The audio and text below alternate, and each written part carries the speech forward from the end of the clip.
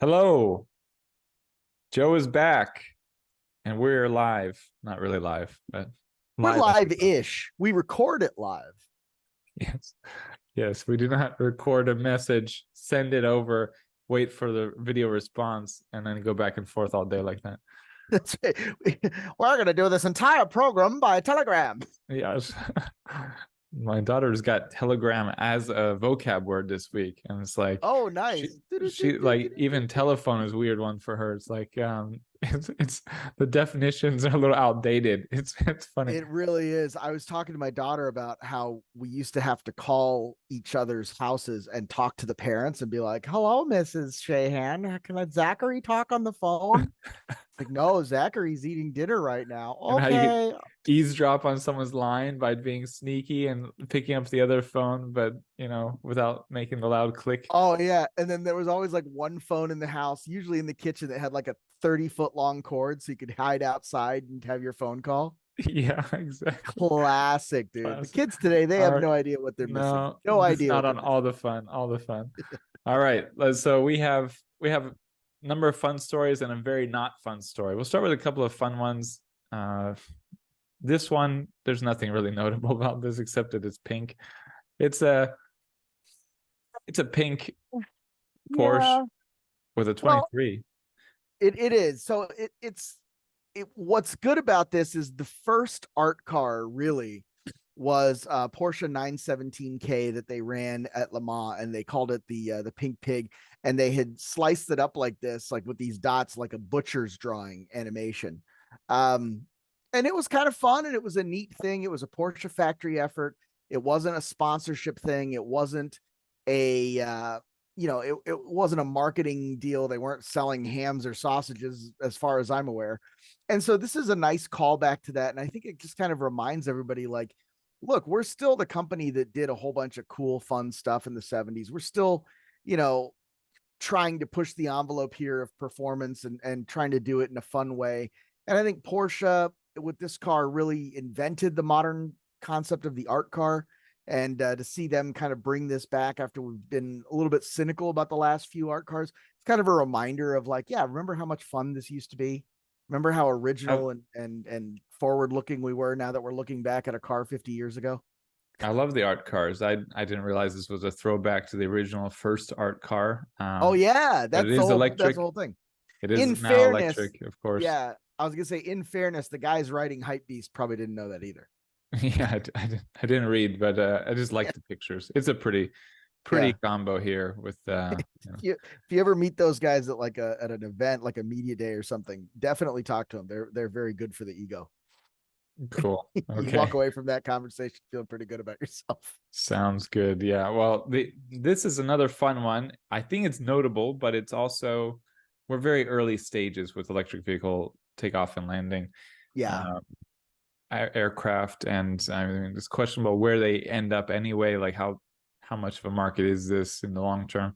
But the notable things this week are that Wisk launched the first I don't, when you write it, it's easier, eVTOL, yeah. but it's not really easy to say. eVTOL is a very long acronym. So they launched the Just first skip it. Just go to electric air vertical taxi. takeoff and landing electric air taxi, public flights. The first public flights, and this was in the LA area in California, and Lilium is offering the first electric vertical takeoff and landing aircraft for private purchase now.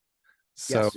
we've got the first public flights from Wisk, the first private purchase option. Did I say private flights and public flights? Yeah.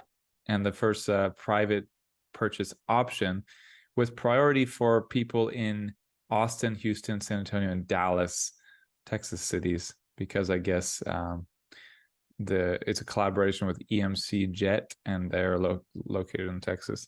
So that's the situation. If you want to go and plop down some money on a Lilium electric jet, I would love to. I just have a feeling it's outside of my budget. I have a Yeah. hunch. So I struggle with this because this is this feels very Americanized and very Anglo, and I've been picking on America lately, so I don't want to do that again. But there have been eVTOL commercial flights happening in Chengdu, happening in Korea for Yes. about 7 years. Well, that's So what this I is was not confused. new. I was This like, is what? just the first ones in the US. I was like, is there something I'm missing technically about what this means by first public flight? Because In but America. And America is still part of the world, last time I checked. well, that's arguable. Yeah. I agree, that's debatable. We can have that discussion after hours. That's our extra we'll time do discussion. we'll do EV Obsession After Dark. It's the exact same show, but everybody's shirtless. Yeah, and I don't want to dwell on because this is not that impactful at the moment to No, anybody, but it is notable it in the is first, cool. I like it. If I had the especially, money, I'd buy one. yeah, I mean again, like first option to buy one of these privately, but I mean people buy private helicopters, private planes all the time. Of course, this is electric, this is vertical takeoff and landing, but I have always found it appealing. And yeah, anyway, let's move on. This is a big story, and this one Yeah. is what our discussion will center around today, I think, which is you brought it to my attention, so you go ahead and introduce it. Yeah. So we have talked about affordability on this show. We have talked about the rising prices of automobiles of all kinds. We have talked about how manufacturers have done away with smaller, more affordable new car models in favor of larger, more expensive slash more profitable models, and the ever rising price of new cars. And new car sales have not slowed down. There seems to be a case it seems to be arguable that there is a demand, there is a need for 13 to 15 million new vehicles to be put on the road every year. But wages are not going up at the same rate that car prices are going up, and we are beginning to see some very real, very concrete, very unmistakable signs that people can no longer afford their new cars. And what we're seeing right now, this came out in Bloomberg. This was a report that came out, obviously towards the tail end of last week or early this week, saying that more than 6%, nearly 7% of Americans who have an auto loan are now more than 60 days delinquent on the loan. And This is bad. It's bad. That may not sound like a huge number, but understand first, it's the highest rate on record. And Hey, what was it again? So let's just repeat it. 6.8%. 6.8% are more than 60 days. So that means there's a lot of people who are more than 90 days delinquent, right? So it was 6.8% or more than 60 days. But if you look at people who are more than 30 days delinquent, being delinquent doesn't mean that like it's due on the first and now you're late. It means it's due on the first, and then the following month you're now 30 days past due. So these are people who have missed 3 car payments in a row. And that's good. the highest number on record. Now there's a ton of people who have missed 2 car payments. There's a ton of people who have missed 1 car payment. There's a ton of people who are really probably going to start missing payments now that Christmas is coming up, and they're trying to, power through, keep the faith that things are going to turn around for them at the start of the year or whatever it is that they're going to do. But, we talk about this. They're probably all playing the lottery, hoping they're that playing the lottery. They're out playing pickleball, doing bad things. Yeah, they're doing bad stuff. But I mean, this is a real serious problem because there's no way to sugarcoat this. This is a really big sign that things are hard for a lot of people. And, the way to sugarcoat it, it's under 7%. Under 7%. No, this is bad. Is a lot. I mean, and that is a lot. There's two numbers jump out to me. Is one is it says in nearly 3 decades, so that means since before the financial crisis that Obama walked into. Yes. Like that means this is worse than the situation was for people in the financial crisis of 2008, where we know that story. So it hasn't been this bad since before that. So that's not good. And secondly, like you said, 7% might not seem like a lot, but that's a huge amount in terms of affecting markets. Like I think it was with the auto crisis that resulted from that financial crisis. I think it was something like if an auto company had their sales drop suddenly, unexpectedly 10 to 20%, I Yeah, forget what it basically like crushed them. They collapsed. that's So it's right. like, you can't, it's not like if you lose 100% of sales, you die. No, it's like if you lose enough sales that you're underwater. And I mean, Yeah. similar situation for the individuals who are behind. I mean, it's not like they don't have any money or anything necessarily. They might just be underwater because they overextended themselves and they're not making as much as they hoped. Or maybe there's other loans they have to start paying back. Well, I mean, they wouldn't really stop paying back their car loan before other loans though, because they know that they can lose their car. This is not. Well, maybe, maybe not. So I found a Wall Street Journal article from 2007 that was talking about and I posted it in your, it's from December 6, 2007. I posted it in your, Sure. check your, I don't know if you have the prescription, but that 2008 number was 4.5%. So we are now 50% greater rate, because math is a funny thing. If you go from 4% to 6%, it's not a 2% increase, it's a 50% increase. So we are talking about 50% more potential auto defaults today than there were in 2008 at the height of the auto crisis. You're also seeing record interest rates on home loans. You're seeing record record prices on homes as well. Well, another thing, This I is mean, bad. rent rates rose a lot. Through I the mean, roof. Yeah. rent in a lot of places got ridiculous. And I mean, people have to, I mean, they're going to choose rent and staying in their home before their car payment. Like that's one thing that's going to come before their car. I don't know. I don't Well, know for about most, that, because I think there's a lot of people who are young and single who are probably looking at this thinking, well, well, okay, if I yeah. lose my car, I can't work. If I lose my home, maybe I can live in my car for a few months and save up Or money with a friend or with family. or something. Yeah, But still, exactly. I mean, all of these It's things, not good. some people are going to say, I can't not pay rent, and they're going to not pay their car payments.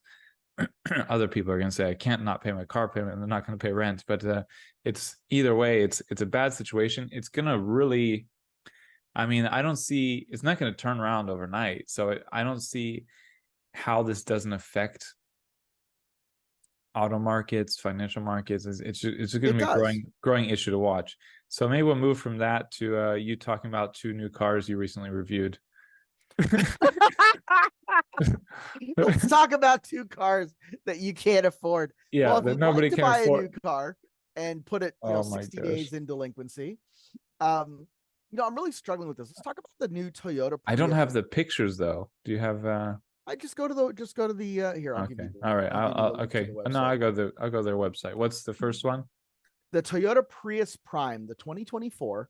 This was a car that, for some reason, the initial email that I got on it said that the price tag was $54,000.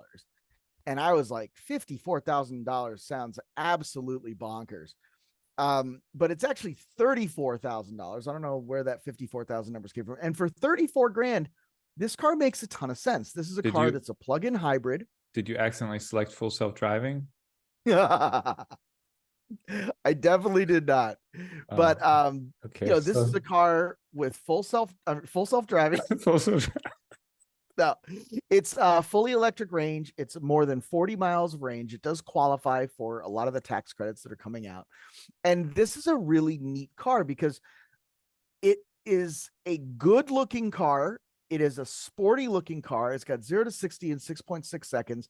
In 1993, if we want to go back 30 years, right, which is when the last time that we had delinquency rates this high, this would have been a sports car. This was about the performance level of a 1993 Ford Mustang 50 GT. That car did 0 to 60 in about six and a half. I'm confused. You said it's fully electric? What's fully electric for 44 miles. It's a Oh, plug-in hybrid. okay. Plug-in I was hybrid. like, wait, a Prime is fully electric, and then I'm like, wait, No, okay, no, no, no, no. I missed the second half of your sentence there. So Yeah, it's a plug-in hybrid. plug-in hybrid. Yeah, but it's 0 to 60 in 6.5 seconds, which again is about the same kind of level of performance that you would get out of an early 90s, late 80s Mustang GT. So it definitely moves. Now, I really like this car from the back. There's like a rear 3/4. Mine was like a gunmetal silver, and it looks a lot like kind of DeLorean-y. So Okay, it's we'll a go back to really that neat one. thing. I just find it interesting that the color options here are like dark gray, light gray, black, red, white, whitish. And It's like, bluish. oh, I thought that was also great. Yeah, So I mean, but we've it's talked about that too, I where know. It's so many just color goodness choices are gracious. boring. But in this like metallic gray, This it is the one really, featured here in this video. Is this the one? yeah, it's exactly it. Yeah, it It does look has a cool. solar roof. It's kind of cool. I I struggle with this, and let me tell you why I struggle with it. It's a really cool car. If this had been the first Prius, I don't think Tesla would have had the ability to get into the market because this car is really that good. It doesn't look It, like a Prius. It's a nice car.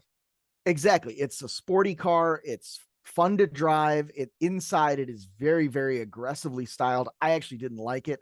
I felt like it was trying too hard to be sporty. But why I struggle with this is that, and I'll lead this off by saying I feel like I'm wrong about this, and I'll tell you why I feel like I'm wrong about this. I'm wrong about this because Toyota cannot keep these on the lot. They are selling real fast. Dealers who have them are getting top dollar for them. So what I'm about to say makes no sense, but I'm going to stick with it. My impression is that this is a car that's not built for anybody. In other words, if you liked the original Prius, you would probably not like this because it is so different. It is so sporty. It is so. But didn't people buy the original Prius just because it was like the only green option?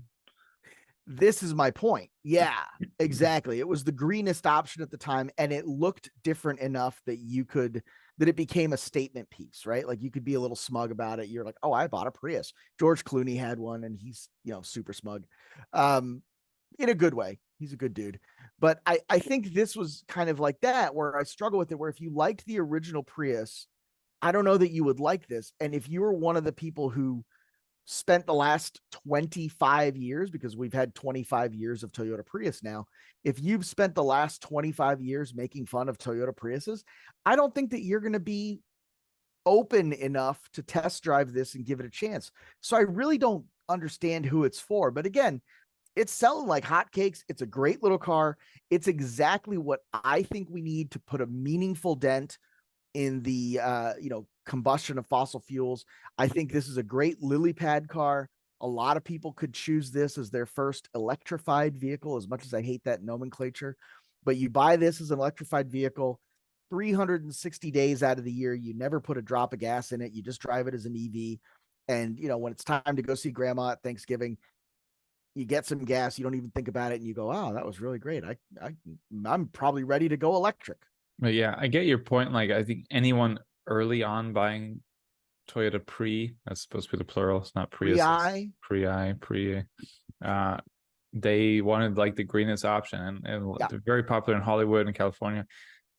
But now the greenest option is not a plug-in hybrid; it's a full electric. So it's not really appealing to those buyers. But it's been around for so long; it's become such a mainstream car, and it's it just appeals to people for the fuel efficiency as well. The gas savings.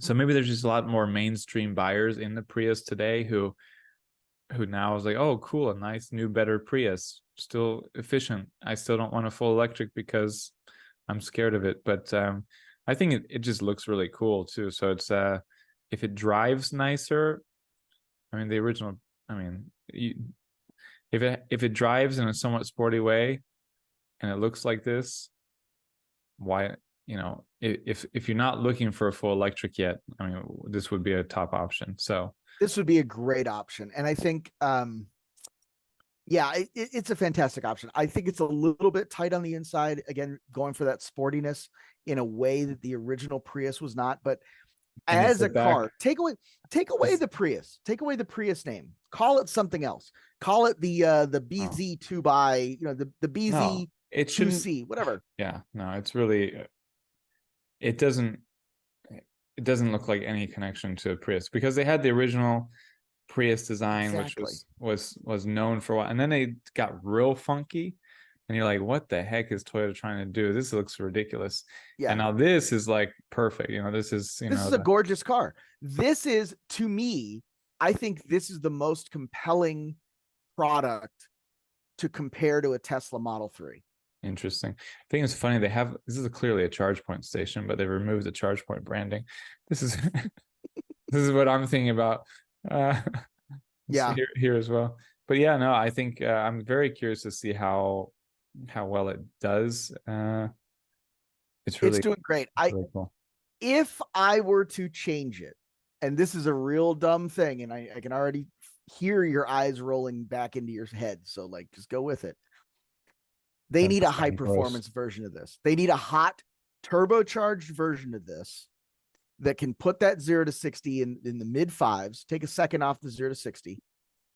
And even though it will probably never need to do that, and there's no reason for it at all, then it would have a real kick in the pants and it would become a true competitor to the Model 3 in terms of specs. I 100%, 100% agree. I mean, they should have like a really fun, I mean, especially the way it looks, they should have a really fun, powerful version of it. I don't know why you heard my eyes rolling back, and I hope that didn't sound super gross because it seems like it would, but A little squishy. It's like kind of sticking your whole hand into like the jar of strawberry jam. Just Halloween is coming. Well, that's one. So any other comments on this one before we move on to the No, I really like this a lot. I think this was a great product. I think I had it for a week, and this is one of the few cars that I've had for a while that I would keep for myself. And I will say, interestingly, my two youngest kids that are 10 and 8 now, or almost 10 and almost 8, neither one of them liked this car at all. Oh, that's interesting. Yeah, they didn't like it at all. Because it was too cramped or what? No, I mean, they didn't, because we've had little tiny cars. We've put them in the back of like a Porsche 944 for a weekend, and they were fine with that. I think they didn't like the interior. They didn't like the red mood lighting or whatever else. They didn't like the way it looked. I think they just, I think what they like about cars is very different than what we like about cars. I think some of that has to do with the fact that they're not driving it. They're just kind of passengers. And I think there's also an age thing that we're just not, little fun sports cars aren't cool. That's interesting. Yeah, I would think it looks. I think it looks really cool. My concern is I imagine the back window is a bit tiny, very very. I didn't feel that way. It's bisected because you can see through the hatchback, but then there's also glass in the trunk. Well, that's good. So it's a bisected view. It's very similar to like the old Honda CRX or frankly the Toyota Prius. But yeah, I quite liked it. I will say this, we had the second generation Prius. My wife had one. My mother-in-law had a different one that was like the light blue and the dark blue. So it's kind of funny. But we liked that a lot, and the wife didn't care for this one. She didn't like it felt a lot more cramped than the older generation. I don't know how much of that is real and how much of that is just giant windows. It's actually interesting. We should go back to the Prius for just one thing. Okay. Stylistically, if you look at the profile view of the car, so if you look at like that first picture of the side on, you can barely see it. There's a line that goes across the door. So the window cuts down below the side mirror and then goes back up. And there's a dark line that looks like it's a reflection, right? It's not a reflection. The actual door sill is completely straight across and does not cut down. So in the car, you feel like the door is very, very high on the shoulder. But then when you get out, there's like 3-inch drop of glass. So the glass drops about 3 inches below the body. Toyota started doing this in 2015 with the 2015 Camry, where they have a black painted panel that looks like part of the window, and it's not. You can see here behind the rear door, there's like a black triangular piece of plastic that looks like window. That's not a window. It's not see-through in any way. It is purely stylistically, and Toyota has been playing with this shape of the window using black plastic, painted plastic, to create a more dynamic, a more open appearance on the outside, while still maintaining that traditional level of safety and the higher kind of shoulders inside. So it's very interesting to see that. And not only did the Prius have it, but the BZ4X has it. So let's go to the BZ4X. This was the car that I had the following week. Yeah. This was another good car. I really enjoyed this. Ours was completely decked out. It had just about everything in there. It charged very quickly. We charged it in the garage overnight, just with the just with the standard port.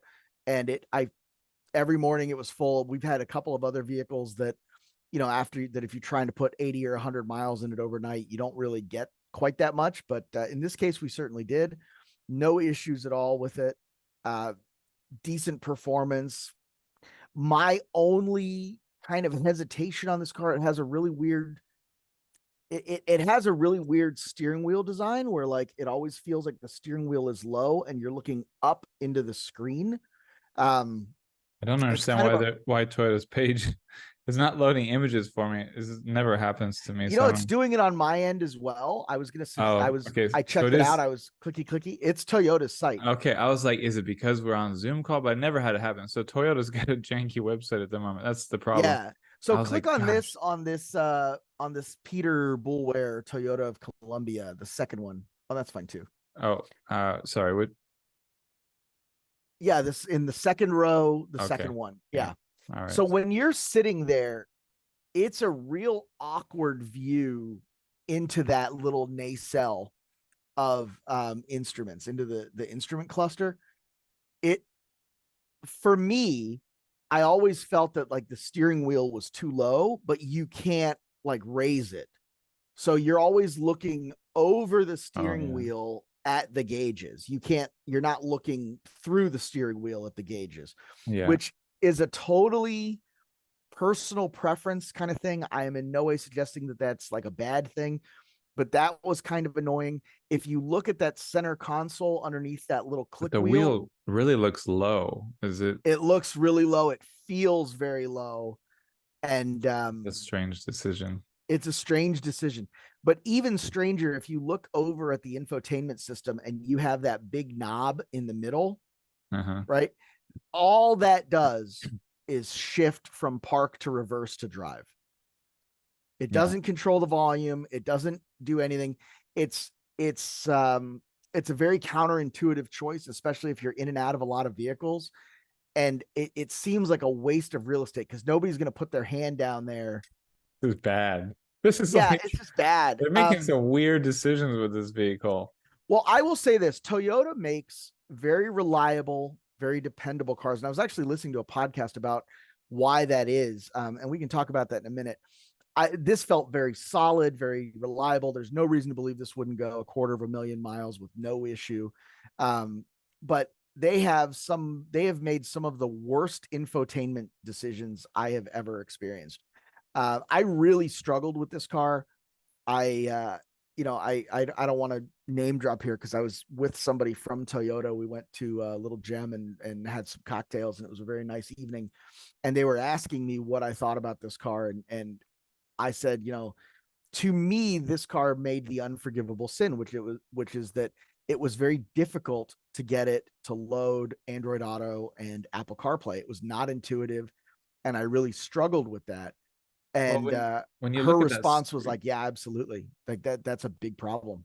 And when you look at that screen, it's like they've made it big without making it usefully big. It's like there's all this. They've made it big without making it useful. Yes. And it's like, what? It's like you went through the effort of making, having this stand out, having this be like the center, focal point of the interior.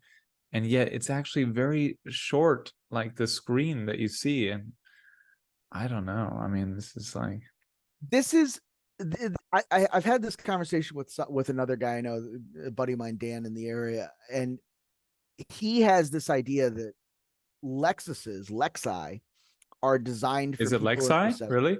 Sure, they're designed for people in their 70s.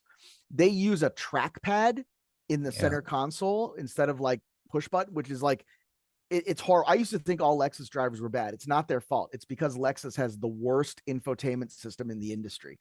And this little mouse pad thing that they have I'm probably feels high tech if you're the type of person who thinks Windows is high tech and Microsoft Office is high tech. But for anybody born after 1980, it's horrible. This is kind of the same thing where this feels like it's targeting like older Gen X people who think like, oh, you want an ultra widescreen, like there's some day trader who's 50 years old who's got like this giant ultra wide screen and thinks it makes him cool, and he would like this. You know what I well, mean? yeah. I mean, that was what before you started talking about. My first thought was like, well, this is like trying to appeal to a certain buyer who doesn't want things to change too much but knows they don't want to be left behind. And there's like they've worked in the different buttons and stuff there that people say they want as traditional buttons, but they've worked it into the screen thing. And it's like look, we're not changing too much, but we're in the future too. And Right. it just seems like a too much of a mixed attempt. Like, I don't know. I Yeah, sort of like the behind the steering wheel screen though. I think. it's too small. The behind the steering wheel screen is just that square. The rest of it is black plastic. Again, Toyota playing with this black plastic Yeah. and giving the illusion of glass. So to me, there's really three things in this car in the interior that I didn't like. And I'm not going to talk about anything like super subjective. Like I don't like looking over the steering wheel into the screen, but that's super subjective. Let's talk about something that's actually annoying. Inside this center console, you put your phone, you drop your phone in there, you cover it up, and it's got that like magnetic charging pad. Where But is that? In it's that right there underneath the shift wheel. okay. Yep.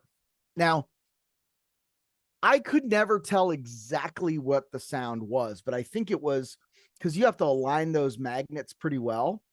And I think there's a servo motor or something in there that's aligning that magnet. Because when you put your phone in there, you hear,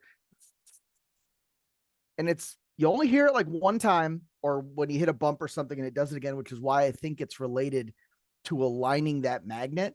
And it's a very minor thing, but the car itself is so quiet that it's jarring. It's like Johnny Five is in your car. It's really strange. So that's number one. Number two, on the steering wheel, on the left-hand side of the steering wheel, you have volume control. And on the right-hand side, you have track and station control. Again, super, super minor, but most vehicles these days will have audio on one side and cruise control on the other. This does double duty where you have all of that stuff. Some of the controls are on the left, some are on the right. And that to me was really, really upsetting. This is actually a really good angle. That center button. Yeah.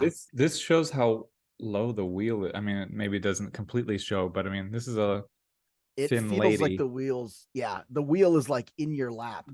And for something that's kind of SUV crossovery in height, it's a Well, very strange, off-putting kind of feeling. it's very good for the original autopilot steering with your leg. You're weak, yeah. Yeah. You're steering with your knee while you got a Diet Coke in one hand. You're Oh pounding yeah. chickens. Absolutely. Wasn't that the better way? Really? Let's Yes. be I mean, you honest. can see it here too. The steering wheel is like in this guy's lap, and it was a very uncomfortable feeling. But that said, all of that negativity aside, I think if you have a Toyota now, I think you'll like this a lot. I think if you have a Highlander, if you're looking to downsize or get your first EV, this is a great way to do it. If you've got a Prius already, you're ready to go full EV, and you got a little bit of a family now, you want to put some more stuff in the trunk for Costco runs or Target runs or whatever. This is a fine vehicle. There's absolutely nothing wrong with it. I think if you Is look at that the Tesla and you feel like it's like too high tech and you feel like that's a step too far, maybe you've got a Camry right now, you've got a Lexus right Mhm. now. This will tick all the buttons. It's very, very conservative. is that And JBL? Is that Joe Boris lyrics? Is that what that stands for? I wish you don't want my lyrics, but yeah, the sound system was good, you know. Oh, there's that phone thing. Yeah, this was real in practice. This was real strange because the Yeah. phone is always jiggling around in there and you hear those like little motors Um, trying to line it up. But it works. It works fine. I mean, there's like I said, they're like, try this method. yeah, it it works. I think this is a car for somebody who, if you go back to the last picture, that really high center console, there's no reason for it to be there. Like there's a big wide opening underneath it where you can put your, you can put a purse or something, you can put a lunchbox, whatever it is. It just doesn't need that real high center console there. And I'm Well, not sure who it's for. And if you just keep your hands there because it is shiny plastic, you're just going to have weird fingerprints on there all the time. I don't know. well, that's It's well, from this view, to me, it has like a kind of cool, fun look to it. Like you're in some kind of fun, I don't know, a cockpit of some jet or something. You're like, it's got this kind of yeah. fun, playful thing going on that is appealing to me when I look at these photos. When I go to your photo, and there's not all the special photo tuning that goes on, it doesn't look so cool anymore.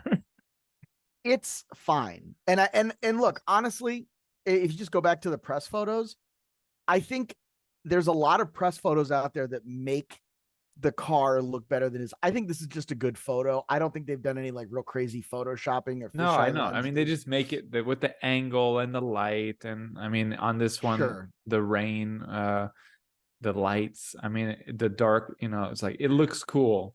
When you But I go to it, you're think like, oh no, that's fair. this is what it's like in real life. This is why. Yeah. Yeah. This, But I think that's fair because it really it really is a nice Toyota. And I think at the end of the day, if you like Toyotas, if you're like, a baby boomer, elder Gen X, this is going to work for you. And I think it's a solid car. And honestly, if you're in a Model X and you're 3 months behind on your payment, and you've got to move, you know, mm, maybe yeah, consider a Toyota. I don't know about that. I think this is a great EV for someone who's like, we talk about your uncle all the time. Like when the big guys make an EV, I'll give it a try. Like this just feels like a regular car that happens to be electric. There's nothing special or exotic about it. And for the type of person who buys a Toyota, I think that's a winning formula. I Well, think for all this is going to be a home run. I think. the hate that BEV EV fans give Toyota, they do tend to do well. They do pretty well when they roll out a new plug-in vehicle and they sell it through their Toyota network. I mean, just relative to other EVs, not necessarily relative to their other models that are much more popular, but they have the potential to push these out. I mean, just from their dedicated buyers. We got a few more stories. One, Tesla's hiring in Chile. The EV leader is finally arriving in South America. What do you think? This is Ooh. a scoop that one of our South American writers, Juan Diego, I'll let you say his name. No, Juan Diego Juan Celedini Diego Selemin Mojica. Mojica. Yeah, Uh, this guy's awesome. He finds yeah. some really good stuff. Oh, superb. And he's got his ear to the ground, like you want any writer to have wherever they are living. But he's really got a great eye on the market. And yeah, so he noticed this, and it would be a big deal, obviously. So Tesla's hiring a general manager and sales advisor, or general manager and sales advisors in Chile. This is according to local press. I'm sure it's on the Tesla jobs sites. Naturally, Tesla is 50% of the EV market in the US, and the leader globally, barely at the moment ahead of BYD. Yeah. Naturally, BYD is the biggest competitor in South America. It's also started to get into this market. BYD's general manager in Chile, Christian Garces, said, "We find Tesla's arrival neither a complication nor a threat. For the more actors that join electromobility, the more options customers have, the more we will be known of these matters, and the more people will dare to jump to an EV. We trust in the quality of our products. It's no coincidence that BYD is the largest EV producer in the world." So it's the largest plug-in vehicle producer, and it's Right. barely behind Tesla last quarter in BEV sales. Yeah, they're coming on strong. And I think, honestly, depending on how much Tesla is dependent on the North American market, which, as we've seen, is going to be struggling, and I think we all think it's going to be struggling for a couple months yet. It's going to be interesting to see how long it takes BYD to catch up. I was saying next year, middle end of next year, and I think you were saying it was like 2025. We'll see. But interestingly, I posted this in the I might have to chat adjust here. my projection. Yeah, right. I posted this in the chat here, and this is a comment on LinkedIn rather. The Tesla job board, they are looking for a data project manager for their autopilot program. This came on 2 days ago when I was getting set to travel. And they're offering between the thing I want to draw attention to here is the salary range is between 68,000 and 220,000 with stocks and benefits and everything else. And my comment on this was, if it really is true that Elon thinks full self-driving is the difference between Tesla being worth a lot of money and being worth basically zero, you would think that the role would be worth more than 220K a year. I don't know. I mean, there's a lot of titles where it's like you're not like the head honcho, you're just like one of the people, but you have a title that looks fancy. But I mean, I don't know. I don't know, man. I don't know. I have to look at it a bit, but I just I've seen a lot of like they hire for a lot of positions with titles that look big, and they're not big roles. But that's a fair point. Like in AMG North America, AMG was a Mercedes-Benz tuner. They were eventually bought by the Mercedes-Benz corporate, and they had a role called technical director, and that basically meant that you were a service advisor. But there was two technical directors of AMG North America, and the one guy just hid behind that title for 20 years. He was like the former technical director of AMG North America, and good for him, man. I've seen a number of these with Tesla. I mean, it's just a normal thing. But yeah, speaking of BYD and sales forecast, so Uber is planning to add 10,000 electric cars to its fleet in Australia. They're going to be BYD electric cars. So this is for Uber and Uber Eats. They want to be totally carbon emissions free by 2040. I don't really take note of anything 2040 and beyond. It's like too far out. It's just feel good projections, but it is doing something, so that's good. So they're importing 10,000 BYDs. Very big deal. I mean, that's for Australia too. Australia is not a large country in terms of population or no, it's like Canada, where it's just this massive piece of land that nobody's in. So yeah, this is big news. 10,000 BYDs is definitely going to move the needle there. So I think that's solid. They I don't know, is there anything else to say? I mean, just great news. No, it's good news. I think that if anything, this is what I will say on this. Uber is now a global brand. Uber has made it a point to tell its investors that it's going to move to 100% electric over the next couple of years. If Uber is collecting data and monitoring these BYDs, when BYD comes to the US or North America, let's say, if it's less money than Tesla, if the operating costs are comparable, Uber is going to be buying a ton of BYDs instead of Teslas. So, and it is. This is potentially important. And I was surprised this was a Steve Hanley post and not a David Waterworth post. Yeah. I have to check with David. It might have. Sometimes people feel a little offended when people step on their territory, but that's it. I mean, you get the story, you claim it, and you cover it before someone else. It's yours. That's the policy. Yeah. But it's I'm not sure if David had seen it or not, because Yeah, Steve got to it quite quickly here, though. Well, one more fun story. The first high-speed train in the Southern Hemisphere has arrived in going between the Indonesian cities of Jakarta and Bandung. So it cuts the ride time from 3 hours down to 45 minutes. That is the way to go. This we really there's a map that you can find out there that shows Chinese high-speed rail in 2008 versus today, and then American high-speed rail in 2008 versus today. And there you have a government that went out and did the thing. And here we had a government that gave Elon a bunch of money for Hyperloop. And it's did he get quite, did he get money for Hyperloop? I don't know. I think that's oh, yeah. Did he really? I don't know. He didn't even do it. He wasn't even going to do Hyperloop. He just came up with the idea.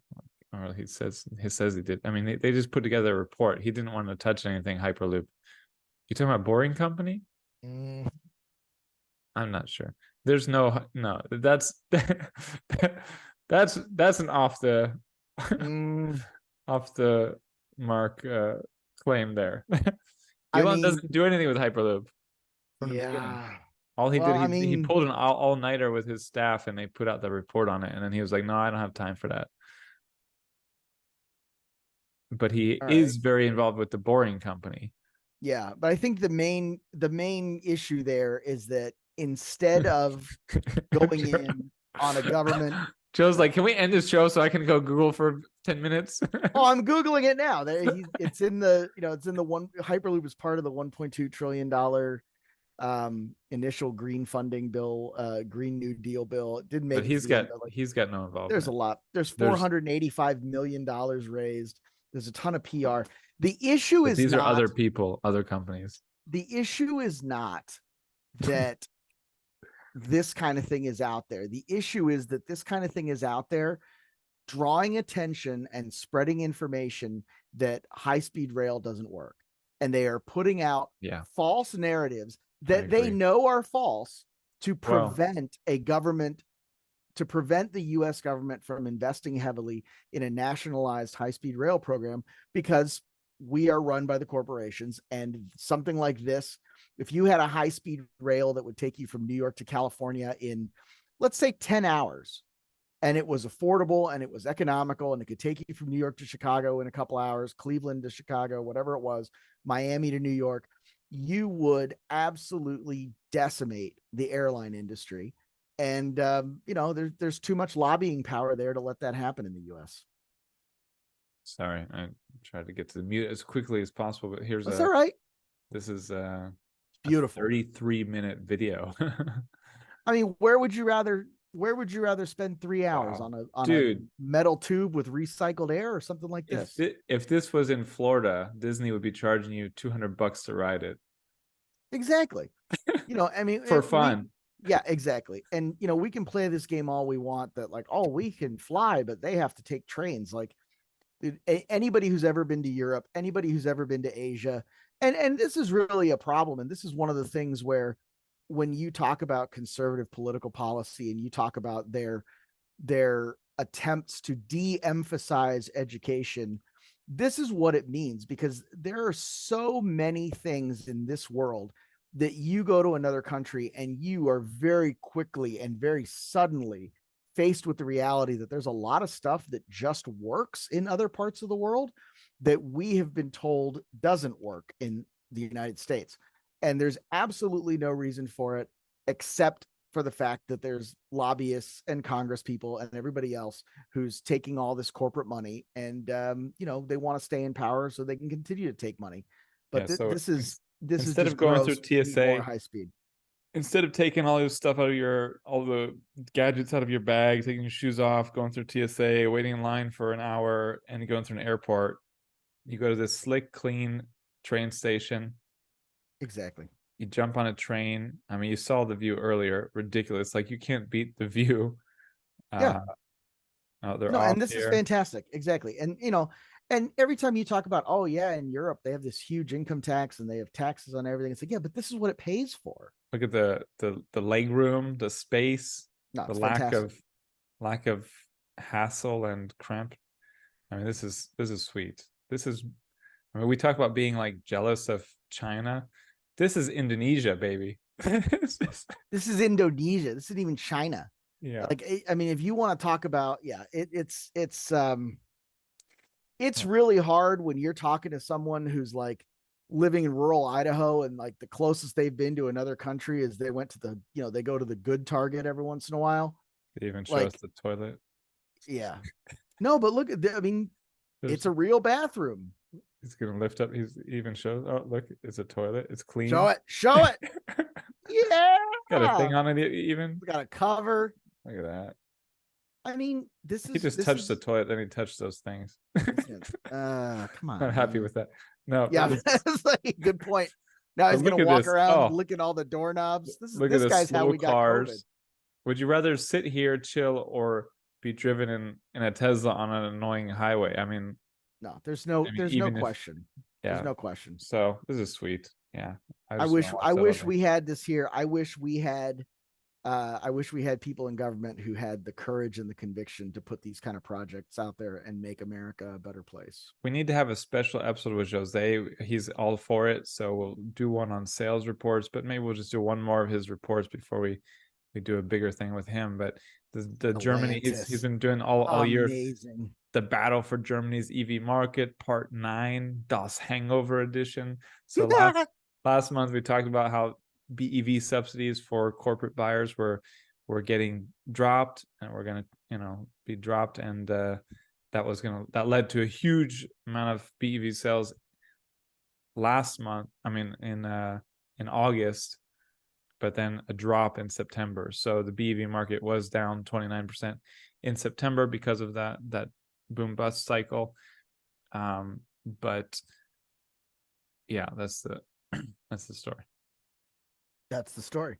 So and I love the hangover edition. That's exactly what it is. We had a bender of EV sales last month, and now it's back to normal. Yeah, I don't see where but the overall story is the same as far as the model leaders. You got that Kuga plug-in hybrid there and forth. The plug-in hybrids, one surprise was, despite the hangover for BEVs, there were no extra plug-in hybrids in the top 20. It was still just 5 plug-in hybrids, 15 full electrics, despite it being a hangover month for BEVs. So it just shows how strong the BEV market is now, how much that dominates the plug-in vehicle market. But you still, for some reason, have a lot of people interested in this Ford Kuga plug-in hybrid, a couple of Mercedes plug-in hybrids. It's the Kuga that stands out. Like, to me, it's like what's going on there? I think you asked last time, like, what's up with that Kuga?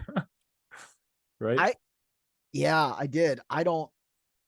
It's such a strange little vehicle. I don't understand the appeal at all. Well, tomorrow we'll talk about XPeng Tech Day. We'll talk about the BP Pulse deal with Tesla Superchargers, and we'll see if we can push that 60-day delinquent list over 7% for the first time ever. That'll be good. Just remember, kids, the best retirement plan is to die in the climate wars. Oh my.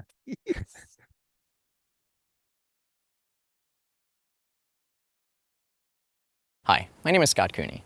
I started Clean Technica to promote clean energy and other sustainable alternatives, and for 13 years we've been moving markets. If we had a nickel for every time someone told us they bought their first EV, solar, e-bike, or fill in the blank clean energy solution, we'd be a cable TV channel by now. But we don't get those nickels. So unfortunately, we could use your help to reach a few more people. If just 1% of our audience chipped in a few bucks a month, we could hire dozens of great journalists and promote all sorts of climate solutions.